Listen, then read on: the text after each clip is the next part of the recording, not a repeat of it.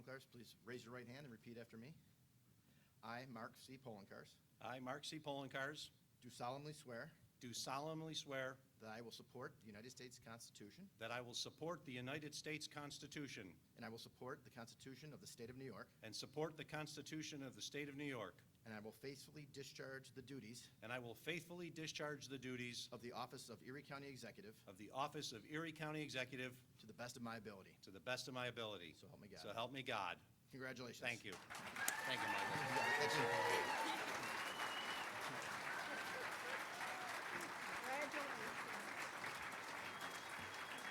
Thanks, Dad.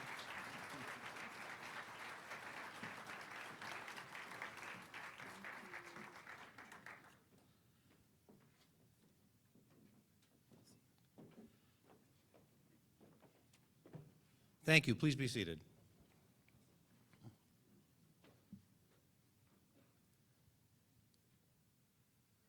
Good morning. Good morning, and I am honored to be here as we remember the past and look forward to the future. There are several people I'd like to thank as we get ready to turn this page into a new exciting chapter. First off, thank you to my friend, New York State Court of Claims Judge, Acting Supreme Court Judge, and former Erie County Attorney, Michael Saragusa, for administering the oath of office. Thank you, Michael, for being here. My friend and our Deputy County Executive, Lisa Shamera, for acting as the Master of Ceremonies. Thank you, Deputy County Executive. The superb vocalist who led us in the national anthem today, George Miller. Thank you, George. The Erie County Sheriff's Office Color Guard and Mounted Patrol, who presented the colors and were here today, as well as the other members of the Sheriff's Office. Thank you for being here. Pastor Corey Gibson of Calvary Baptist Church for today's invocation and words of wisdom. And if you noted, he had to step aside because his wife just delivered their first child in the last week and a half. So thank you, Pastor Gibson. And thank you, First Lady Gibson, for increasing the population of Erie County by 1. And, of course, to Karen Gambino of Deaf Access Services for being here today for the American Sign Language interpretation. Thank you, Karen.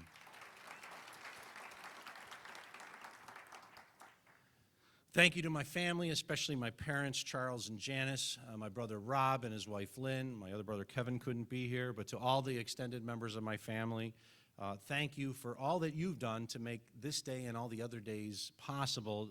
And I thank you for the support that you've given me through the years. Thank you very much. Thank you to Lindsay Lauren for your love and support during this past year. I greatly appreciate it. Thank you. Thanks also to my partners in local, state, and federal government here today, as well as the members of my administration and the many members of the Erie County workforce who are instrumental in doing good work for our constituents every day. Thank you all for being here.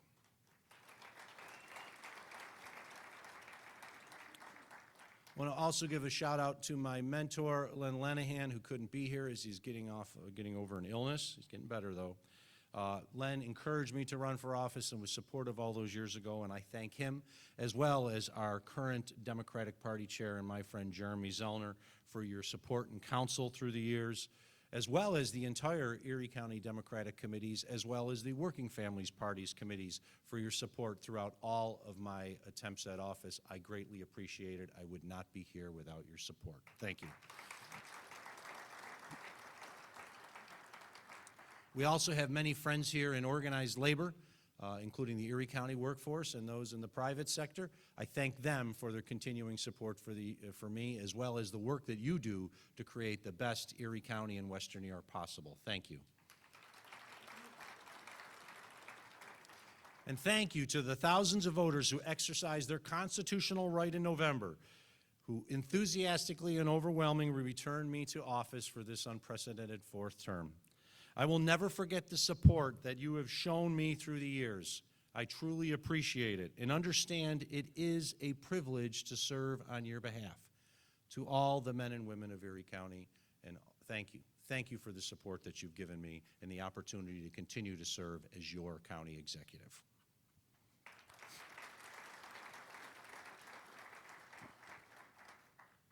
This morning, we are living in an Erie County that is vastly different than the one when I took office, or my initial oath of office, in this exact room back in January of 2012.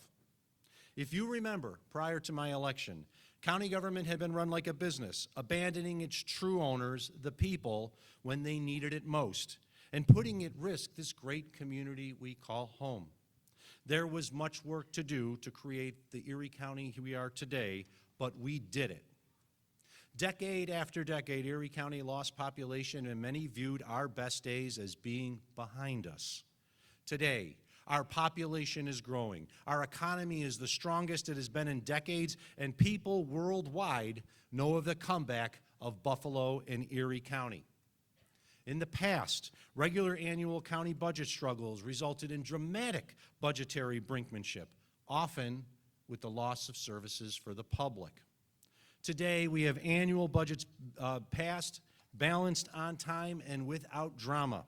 Thank you to my members in the Erie County Legislature for working with me in a bipartisan manner to do so. Thank you very much.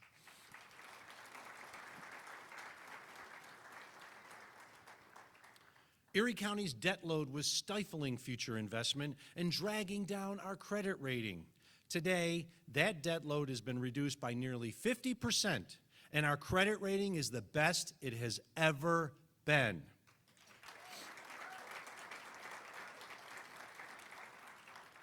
Speaking of the best it has ever been, the county's property tax rate is now at the lowest rate ever, as we have continually delivered on my promise to hold the line on taxes. Erie County's parks faced a dark future. They were in poor condition from years of disinvestment. Today, our parks are thriving year-round with new programs, inclusive playgrounds, easier access, and tens of millions of dollars of investments system-wide.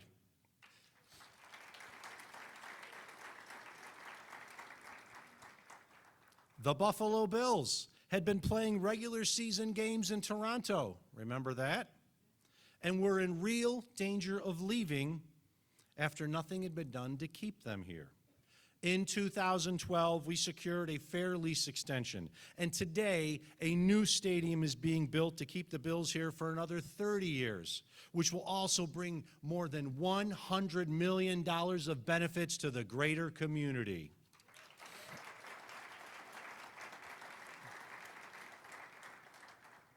When our poorest and often our youngest citizens needed access to quality, affordable health care, health clinics were closed and programs were slashed. Today, the Department of Health's Office of Health Equity, along with the rest of the Department of Health and Mental Health Department, are active participants in the lives of many, improving many outcomes of health outcomes one person at a time. The former Bethlehem Steel site sat vacant, rusting away, because many believed revitalizing it couldn't be done. A deep-seated belief that pervaded our region and so many other areas as well. Today, hundreds of acres have been transformed into the Renaissance Commerce Park, the result of government ignoring the naysayers, rolling up our sleeves, and partnering with the private sector for the betterment of all.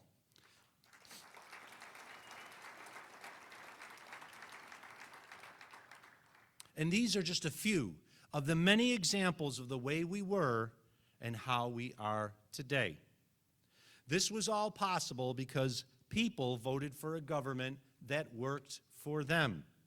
They put their faith in county government to do the right thing, govern appropriately, and create a community that is fair, equitable, and accessible to all.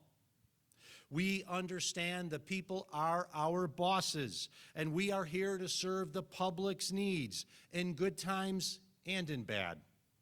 We've come together as a community to face adversity many times over, whether that adversity took the face of a winter storm, a virus, or a mass shooting. At my first inauguration, I said that if my administration is to succeed, it must be guided by partnership, not partisanship, and that we must seek cooperation over conflict. We've done that, and our community has benefited as a result. Thank you to all of my partners in this room for the good work that you've done to create this place we call home. Thank you very much.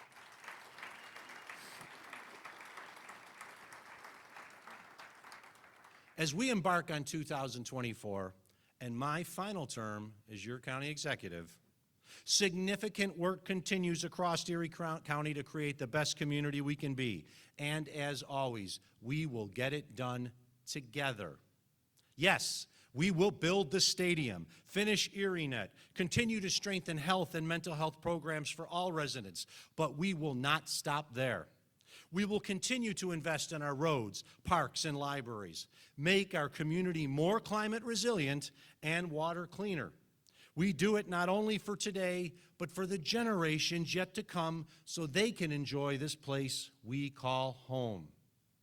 All of the things that build a better Erie County for the next generation and make it a beacon of responsible government across the nation, we will continue to do.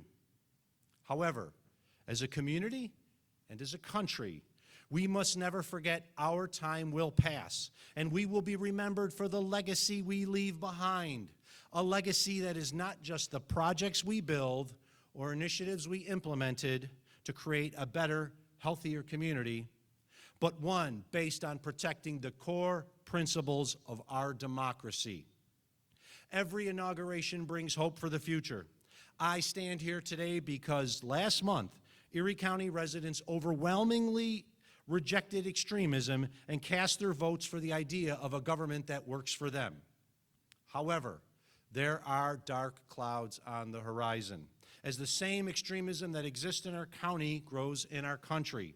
It is not hyperbole to say our nation is facing some of the most trying times in nearly a century. In this time, the greatest threat we face as a nation is not from some outside force, it comes from within. Just like cancer untreated will eventually kill a person, there is a cancer that is threatening our democratic republic. Smart, stable governance is ridiculed and defamed to undermine trust in our public offices. Self-anointed patriots spit upon the core principles of the Constitution they claim to be supporting. Science and law are dismissed. Opinion and slander are considered equally with facts. Loud, belligerent ignorance has become the modus operandi for many's political discourse, nurtured by unscrupulous operatives concerned only with gaining personal wealth or power, and aided and abetted by an agenda-driven media and the cesspool that is social media. We witnessed the culmination of this on January 6, 2021, when the institutions of democracy were brought to a halt and nearly overthrown, not by a foreign power, but by our fellow Americans. It is a disturbing fact that Erie County and Western New York residents were prominent at the January 6th insurrection. Sadly, only Franklin County, Ohio, had more residents arrested for participation in the insurrection than Erie County. On that dark, terrible day, we all watched in horror as a deranged mob beat police officers, erected gallows on the Capitol grounds, and smeared feces inside the building itself while searching for public servants to hang. Indeed, one of our own residents brought home a Capitol Police officer's badge as if it was some sick trophy of the day, only to cravenly bury it in his backyard. Just because you call yourself a patriot does not make you one. History will decide whether you are a patriot or a traitor to our nation. The genius of America is not based on allegiance to any person or even God. Our nation is based on laws. Our forefathers developed a system of government that relies on an informed populace to believe in and collectively enforce the rule of law. As Benjamin Franklin remarked upon the conclusion of the Constitutional Convention of 1787, when asked what form of government was formed, he responded, "A republic, if we can keep it." Our nation has faced moments where our republic has been risked from within, from the Civil War to the Great Depression. Our democracy has been tested to such extremes, nations led by lesser leaders would have failed. It appears we are once again facing a republic if we can keep it moment. A point in time where the actions taken will set the course for whether our nation continues on its path to form a more perfect union guided by the rule of law, or one that disregards truth, science, and the core principles of a democracy. What has always made the United States of America different from almost every other nation is we are not of one race, religion, or language, but we are bound together by a common belief that only in a democratic society can we reach our collective true potential. We have never been a nation built upon monarchs or ruling classes, but the wretched refuse cast off from somewhere else, yearning for a better life in a country founded on principles of a democracy. Our nation has not always lived up to those ideals, but has persevered because good people have stepped up in times of crisis to ensure a better future for all. And the future before us holds so much promise. However, it is incumbent upon all of us to be vigilant and to persevere and protect what our forefathers and mothers built if we want a better country for those that follow us. Democracy is not a spectator sport. We must all understand the urgency of the task before us if our republic is to survive and the promises of the coming day to flourish. And so, to each of you, I urge you to stay involved, stay observant, be active in your community, discuss the issues with others, no matter how difficult it seems, and most importantly, vote. The forces that would drag us down, destroy our cherished community and country, and strip away our rights are out there. Their misinformation and smear campaigns are ready to defame good candidates, stop others from running for office, and erode our government. They do not rest. They are hoping that you do, and that you get despondent, and that you will give up. We cannot and will not give them that satisfaction. The future is ours if we are brave and strong enough to claim it. There are many ways in which you can do so. Join a community organization. Work with your neighbors on a common project. Attend town board meetings and make your voice heard. Be active at your children's school. Get involved in voter registration drives. Take part in efforts to beautify our natural resources. Help the poor. Volunteer your time with a community group. Even run for office yourself. Talk to people about the promise and potential of our community and our country, not the poison spread by others. Remind them we have faced difficult times in the past and have always come out stronger. Do not be afraid to stand up and call out bigotry, hatred, and other forms of intolerance when you encounter it. It exists in our community like it exists in every community across these United States. While the First Amendment may protect their right to say and believe in that, those who would spew it cannot succeed unless we stand idly by and do nothing. Let people see you believe in the common good, a shared future that includes a people of all colors and creeds, ages and abilities, a community we are proud to call the new Erie County. Friends, our time on this stage is passing. Let it not be a one of inaction, of dismissing the very real peril that is at our doorstep. Instead, let it be a time of common purpose to strengthen the democratic values and institutions that tie us together as Americans. Our nation was built upon the earth-shattering concept of a government of the people, by the people, and for the people. The next generation who will inherit the land are watching, waiting to see if we protect the fundamental freedoms and rights that mark us all, as different as we are as Americans. We cannot let them down. Thank you for all that you do to make our county, community, and country a better place, and thank you for giving me the opportunity to serve as your county executive. May God bless you, and may God bless Erie County and these United States of America. Thank you very much. Thank you. Thank you. Thank you very much. Thank you very much, and you are all now welcome to join us at a reception on the 16th floor of the Rath Building and a tour of the County Executive's Chambers if you like. Thank you very much and hope to see everyone there.